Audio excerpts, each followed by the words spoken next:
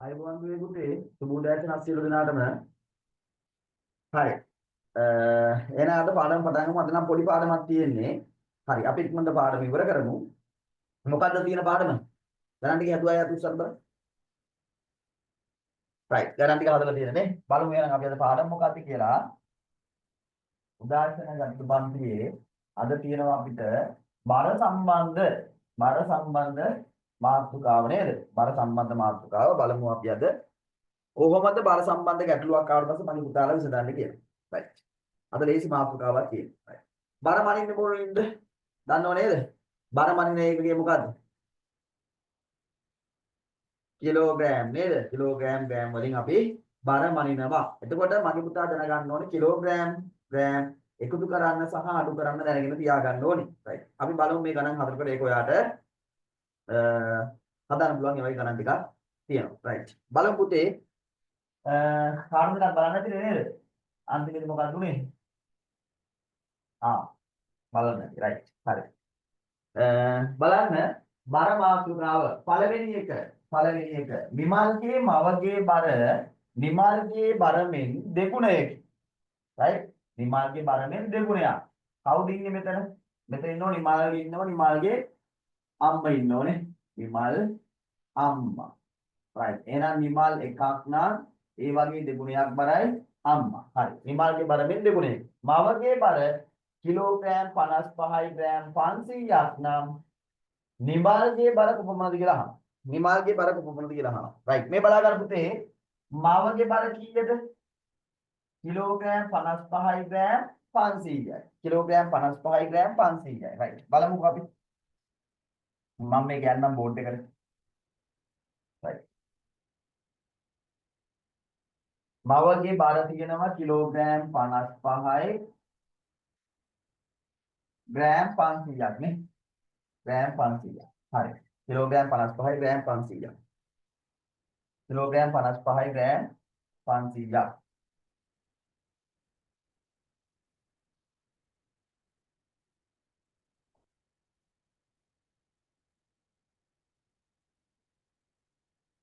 Kilogram 55යි gram 500ක්.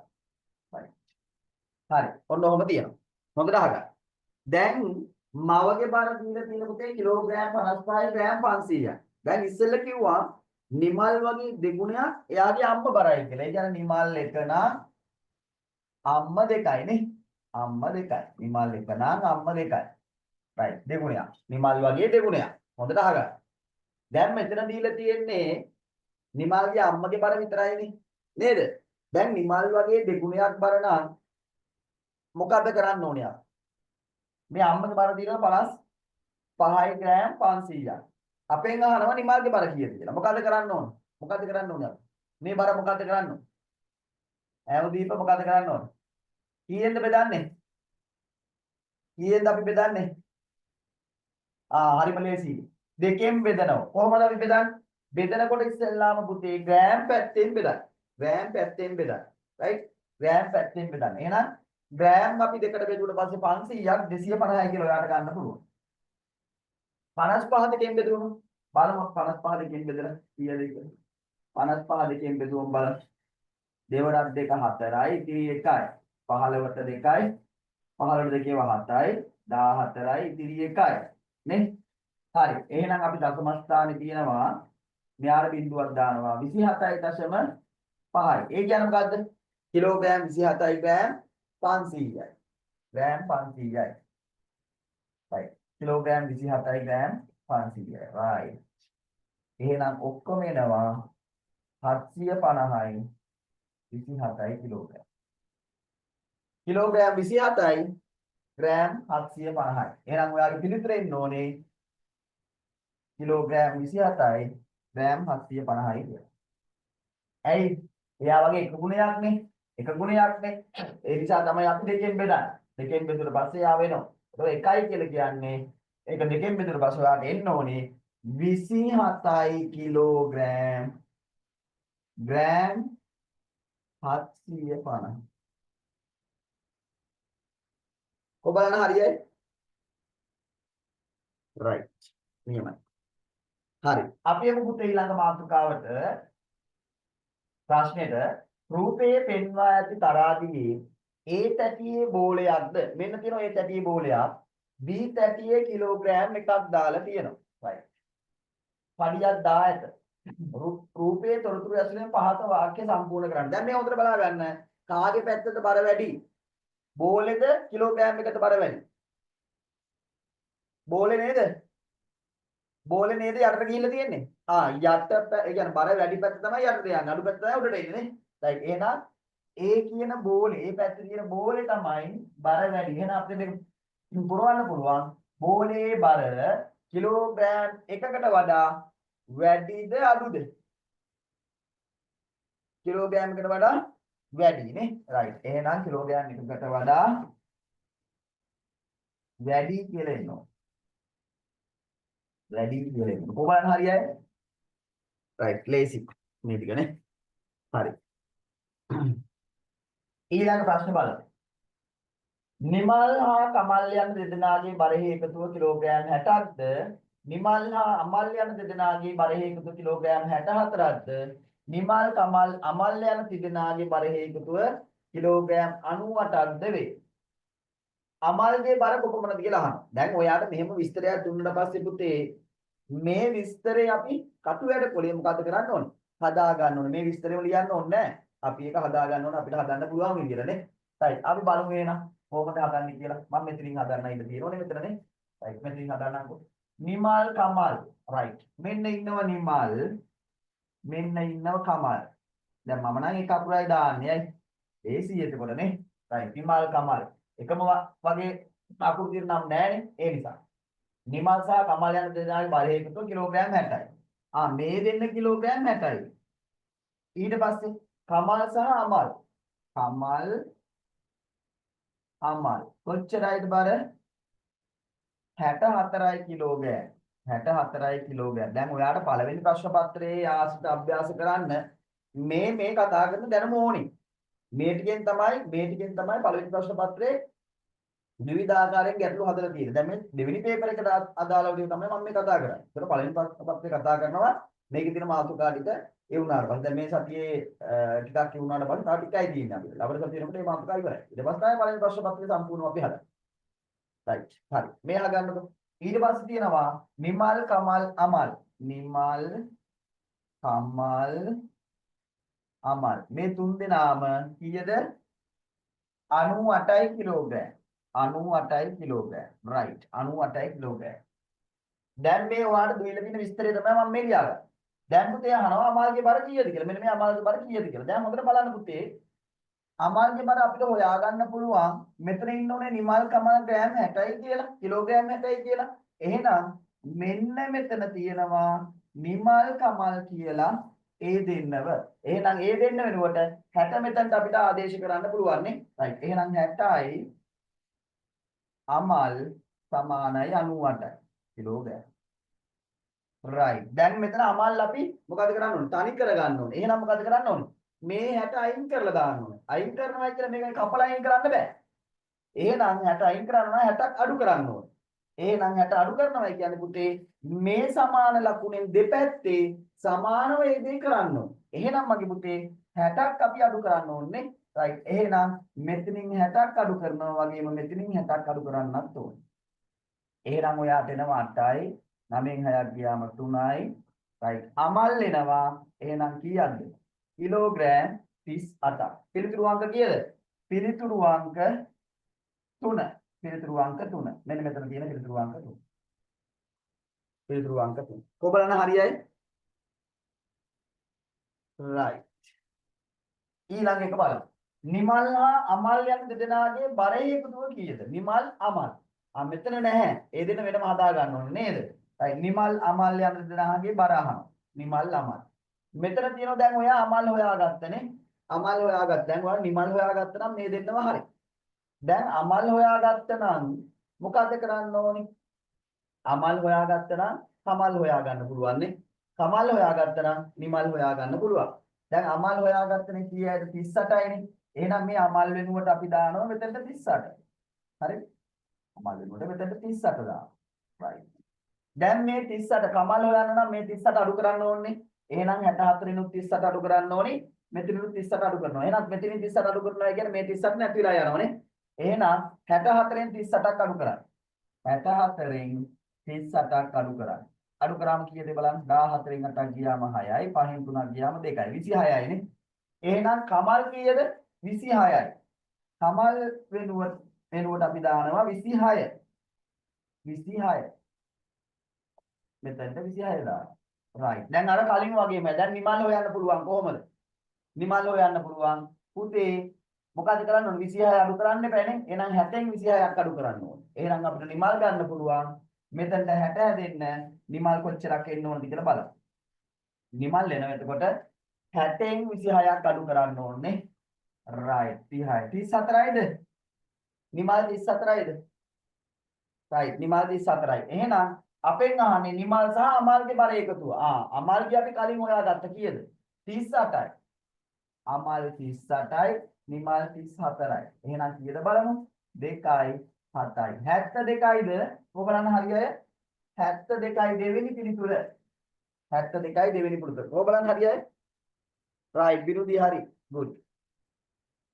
ඉන්දියර හරි ඔක්කොගෙම හරි නේ. ගොඩක් අයගේ හරි. right. මම උදාහරණ පස්වෙනි ප්‍රශ්නෙට පස්වෙනි ප්‍රශ්නෙට හරිම ලේසි ප්‍රශ්නයක් තියෙනවා. මෙන්න තියෙනවා යාට තරාදි තුනක් දීලා නේද? ඒ තරාදි තුනේ බරවල් තුනක් දාලා තියෙනවා. මෙන්න මෙහෙම දාලා තියෙන්නේ බලන්න. මෙතන සිලින්ඩරයක් දාලා තිනවා. ඒ සිලින්ඩරේ බර තියෙනවා මගේ පුතේ කිලෝග්‍රෑම් 1යි ග්‍රෑම් 750. මෙතන තියෙනවා සිලින්ඩරයයි මොකද්ද? ඝනකාවයක් නේ. ඝනකයක් හෝ ඝනකාවයක්. right? කිලෝග්‍රෑම් 3යි ග්‍රෑම් 250. එහෙනම් හරිම ලේසියිනේ. මෙතන තියෙන්නේ මේ ඝනකය හෝ ඝනකාවේ බර හොයන්න. එහෙනම් අපි මොකද්ද කරන්න ඕනේ?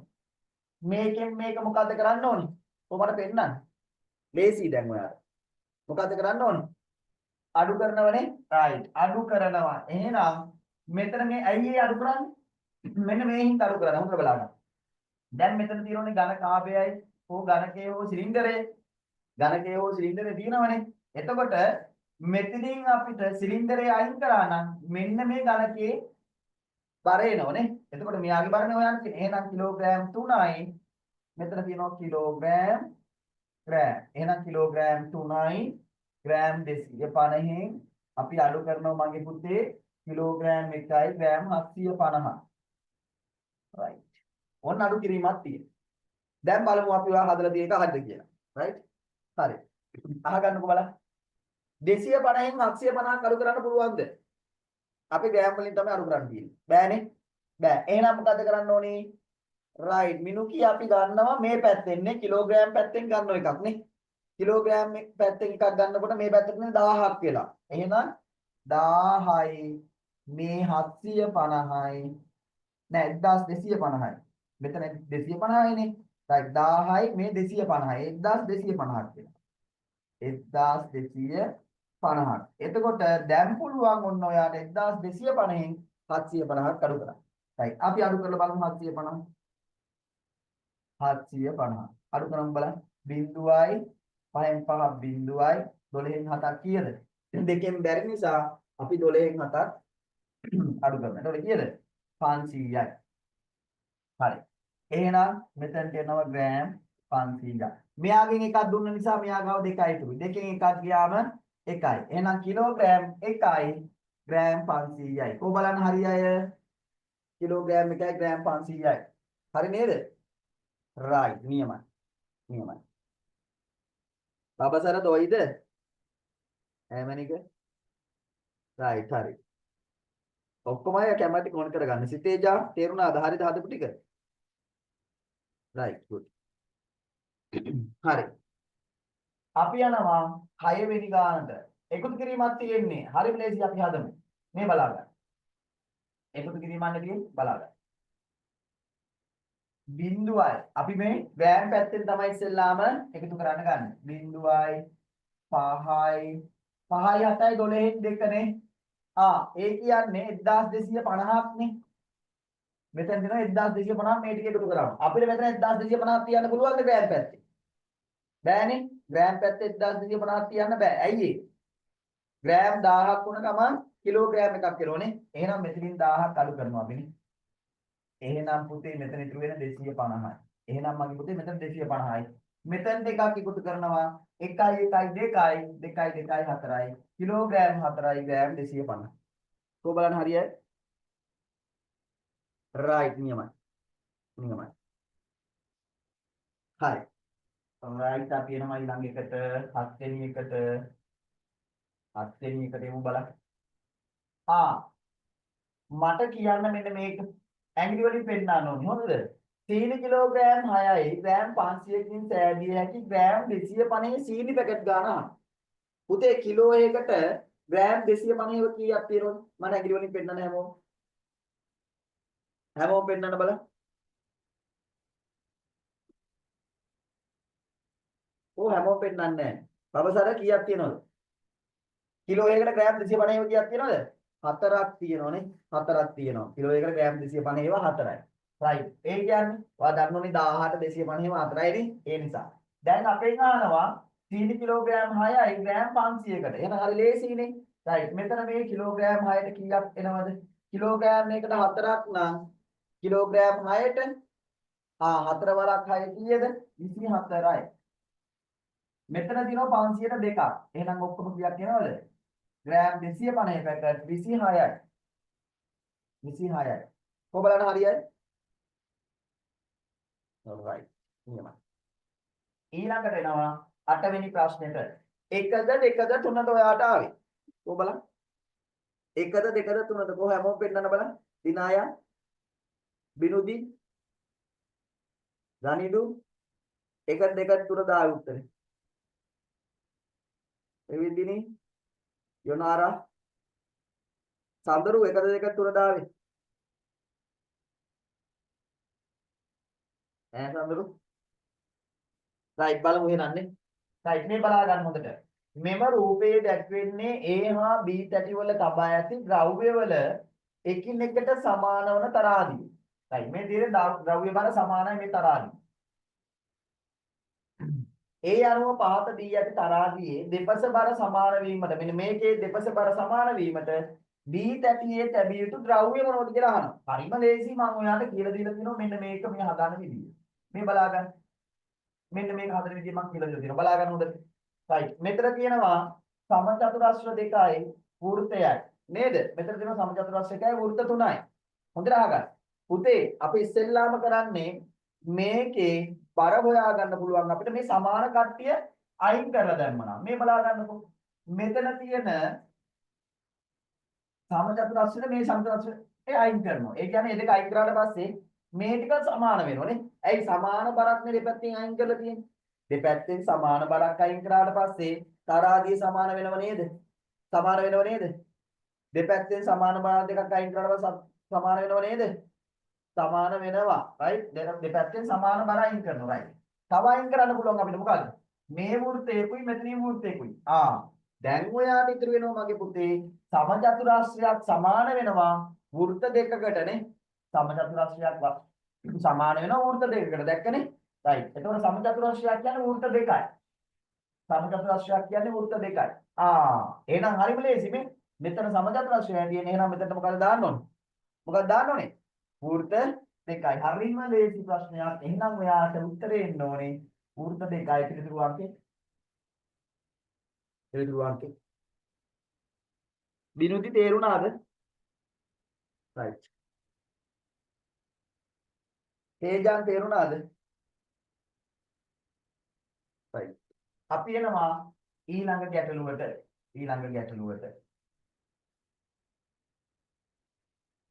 හරි. 9 වෙනි එක රූපයේ දැක්වෙන තරාදි සමබරව පවතී.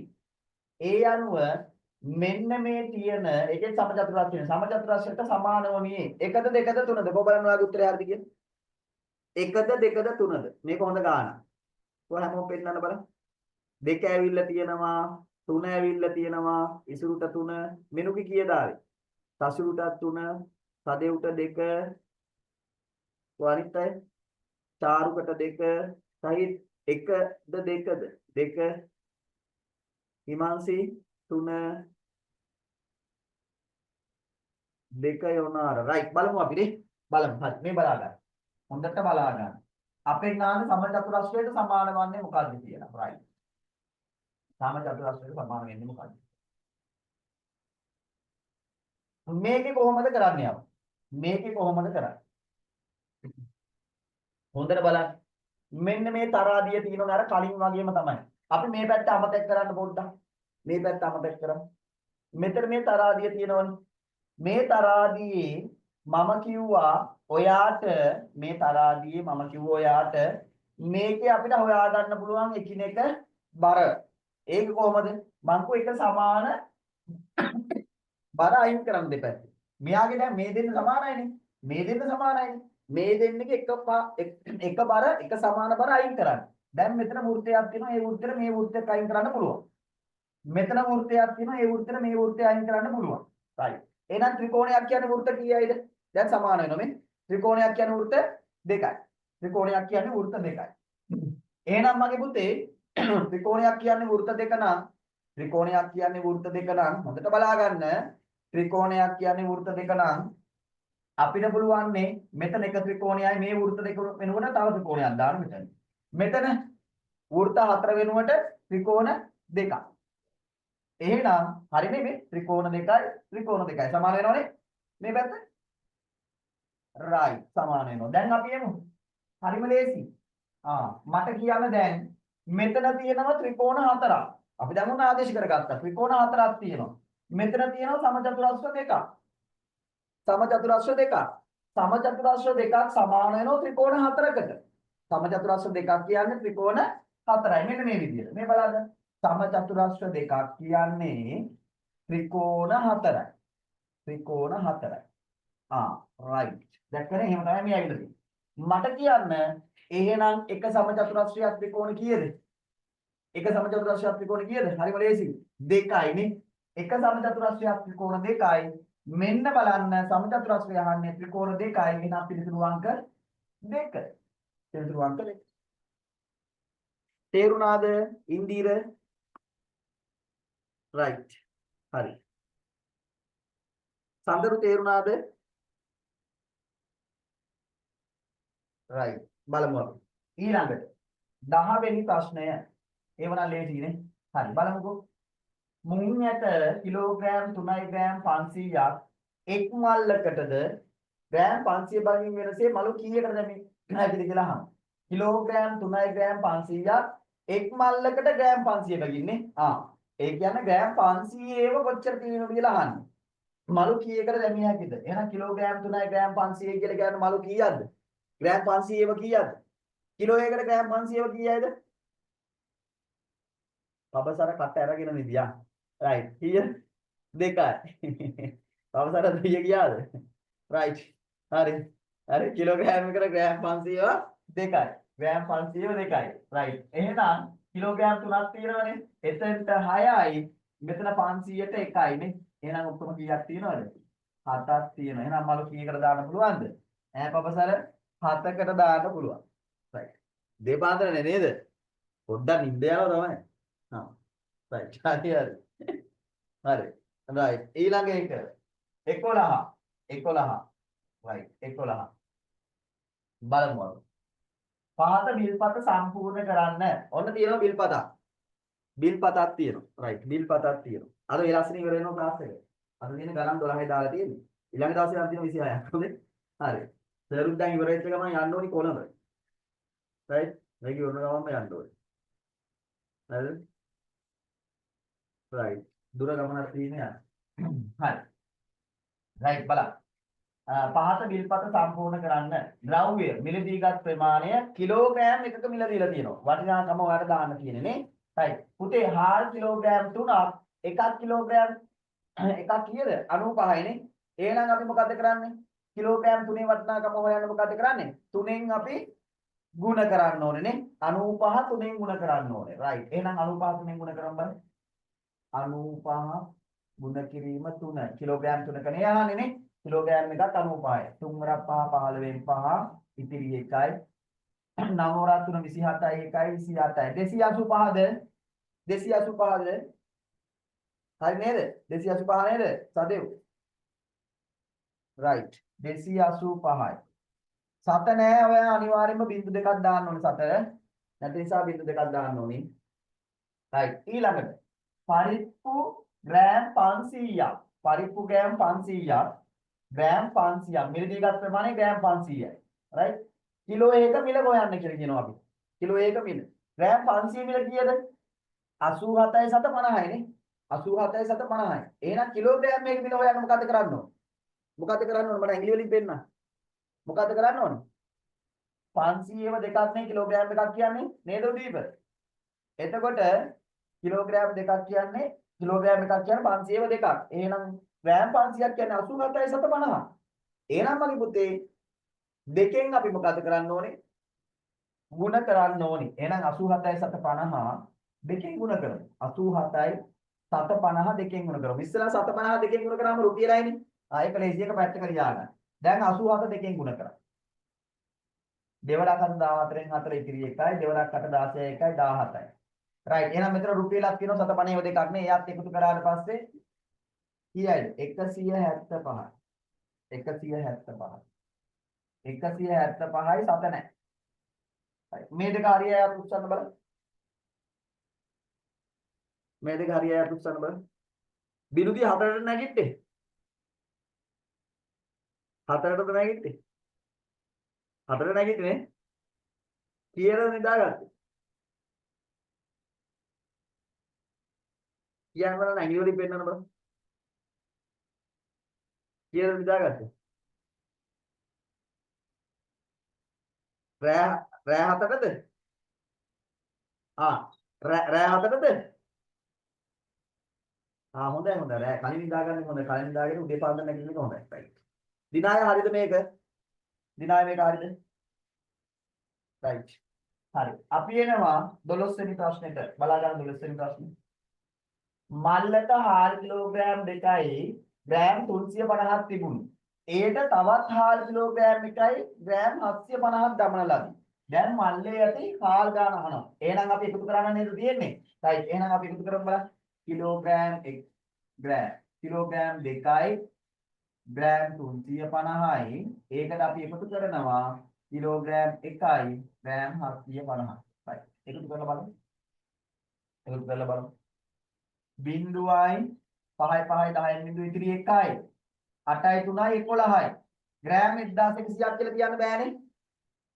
බෑ 1000ක් වුණා ගමන් මේ පැත්තට එකක් දෙන්න ඕනේ නේ. එහෙනම් මෙතන 100 තියලා එකක් දෙනවා මේ පැත්තට. එකතු කරමු එකක්. 1යි 2යි 3යි 1යි 4යි කිලෝග්‍රෑම් 4යි ග්‍රෑම් 100යි. කිලෝග්‍රෑම් 4යි ග්‍රෑම් 100යි. රයිට්. හරි නේද? හරිද? රයිට් නියමයි. එහෙනම් ඔන්න ප්‍රශ්න 12 ඔයා බර සම්බන්ධව හදුවා. දැන් මේකේ තව ගණන් තියෙනවා. ඒ ගණන් එන්නේ මේ මූලික දැනුම් ටික අපි සති දෙකක් ඇතුළත ඉවර කරාට පස්සේ. රයිට්? ඉවර කරාට පස්සේ. හරි. මෙයා ගන්න අද බර සම්බන්ධව කරපු පාඩම තේරුණාද? බර සම්බන්ධව කරපු පාඩම තේරුණාද? බර එකතු කිරීම අඩු කිරීම ඔයාලට පුළුවන්ද? රයිට්. එකතු කිරීම අඩු කිරීම පුළුවන් නේ. හරි. එහෙනම් අද බර සම්බන්ධව පාඩම අවසానයි. ඔයා පුතේ ඉස්කෝලේ ගිහිල්ලා ඇවිල්ලා ටක් ගාලා හෙට අපි කතා කරනවා මේකේ නම් ගණන් 26ක් තියෙනවා. රයිට්? අපි හෙට කතා කරනවා පරිමාව සහ ධාරිතාව කියන එක. පරිමාව සහ ධාරිතාව කියන එක අපි හෙට කතා කරනවා. මගේ පුතාලා මෙන්න මේ ගණන් ටික හරිනම් ඔයාලා බර සම්බන්ධව ගැටලුවක් නැහැ. අපිට ඊට පස්සේ මේ ගැටලු විසඳන ආකාරය විවිධ ආකාරයේ ගැටලු විසඳන විදිය තමයි බලන්න තියෙන්නේ. රයිට්. හරි. අද තේරුණානේ? තේරුණා නේද? රයිට්. ඔයා දන්නවද වැඩ? දැන් ඔය උදේ පාන්දර ඔයා ඇවිල්ලා ඉන්න ඕනේ. ඔයා ඇවිල්ලා ඉන්න ඔයා ඉගෙන ගන්න ඕන නිසා. ඒ නිසා ඔයාට වර්ධින්නේ නැහැ. හොඳේ මම හැමදාම කියනවනේ. ඔයාට වර්ධින්නේ නැහැ. ඔයාට හොඳ ලකුණක් කියනවා බය වෙන්න එපා. ඔයාට හොඳ ලකුණක් කියනවා බය වෙන්න එපා. මං කියන කාලේ කලින් දවසේ අපි ගැටලු පුළුවන් තරම් හදනවා. මගේ ටාගට් එක කියන්නේ ගැටලු 2500ක්. දැනටත් ඒකේ අන්තරම් දාලා ඉවරයි. රයිට්? ඒ නිසා ගැටලු 2500 විභාගෙට යන්න කලින් හදලමයි යන්නේ අපි අලුත් ගැටලුත් එක්ක. 2500ක් කියන්නේ මෙහෙමද මෙහෙමද? ගැටලු 2500ක් හදනවා කියන්නේ. ඒ ගැටලු 2500 ඇතුලේ ඔයා ශිෂ්‍යත්ව විභාගය හදන පළවෙනි ප්‍රශ්න පත්‍රයේ ගැටලු 40යි, දෙවෙනි ප්‍රශ්න පත්‍රයේ ගැටලු 10 12 අතර ප්‍රමාණයයි ඒකයි. රයිට්? ඒ නිසා හරියට සහභාගී වෙන්න පුතේ වැඩේ අපිට කරගන්න පුළුවන්. හරි. එහෙනම් මම යන්නද? right අපි හෙට ආමියමු එහෙනම් දාන්න පහක් බලන්න. දාන්න පහ. right. අපි එහෙනම් හෙට ආමියමු. ඉස්කෝලේ ගිහිල්ලා හොඳට ඉගෙන ගන්න. සියලු දෙනාටම ආයුබෝවන්.